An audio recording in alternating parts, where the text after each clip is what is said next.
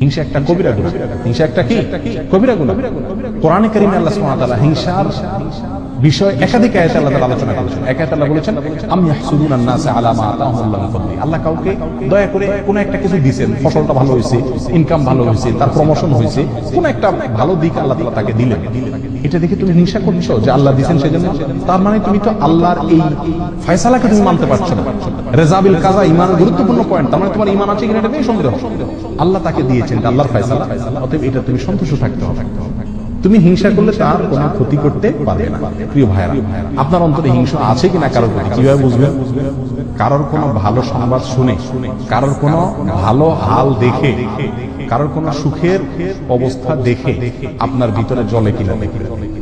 যদি ভিতরে দেখেন যে জলে চিনচিন করে, একজনের খবর শুনছেন যে সে আপনার প্রমোশন হয়ে গেছে, একজনের খবর শুনলেন যে সে মাশাআল্লাহ এত টাকা পেয়ে গেছে, লটারিতে আপনি পাইলেন না, সে পাইল। একজনের খবর শুনলেন যে তার ছেলে মাশাআল্লাহ এসএসসি তে গোল্ডেন 5 পেয়ে গেছে, আপনার ছেলে ফেল করছে। তারটা শুনছেন, শোনার পর আপনার মাথায় চিন করে জ্বলবে। হয় না এরকম? একজন হয়তো ভালো করে কিছু হয়েছে, আপনার মনে দেখাচ্ছে যে ভিতরে জ্বালা পোড়া শুরু হয়ে গেছে, অস্থির শুরু হয়েছে, মেজাজ গরম হয়ে গেছে। কারোর ভালো শুনে, ভালো দেখে যদি আপনার মেজাজ গরম হয়ে যায়, ভিতরে জ্বালা পোড়া হয়, এটার মানে হলো আপনার ভিতরে কি আছে? হিংসার রোগটা আছে। এটা টেস্ট, হিংসার টেস্টের উপায় হলো এটা। প্রিয় ভাইরা, হিংসা থেকে আমরা খুব কম মানুষে কি আছি? মুক্ত আছি। এটা হারাম, আমরা জানিও না যে হিংসা হারাম।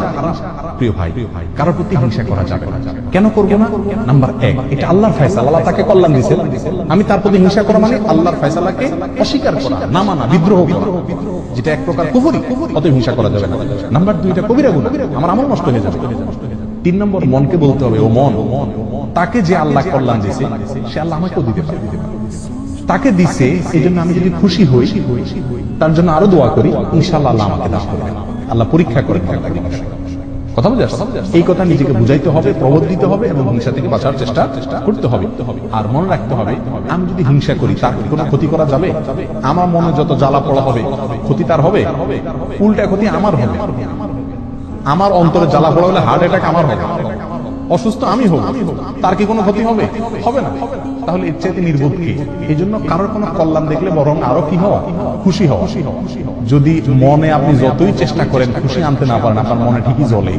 একটা কাজ করবেন, তার জন্য দোয়া করবেন, আল্লাহ তার ছেলে গোল্ডেন জিপিএ পাইছে, আল্লাহ সামনে তার ছেলে ডাক্তার, ইঞ্জিনিয়ার, পাইলট, আরো কিছু নামাই দিও আল্লাহ। মনে চায় না তো জোর করে মুখে দোয়া করেন, দেখবেন ইনশাআল্লাহ অন্তত কি হয়ে যাবে? হিংসা চলে যাবে, শয়তান দেখবেন যে বেজ্জতি চলে যাবে।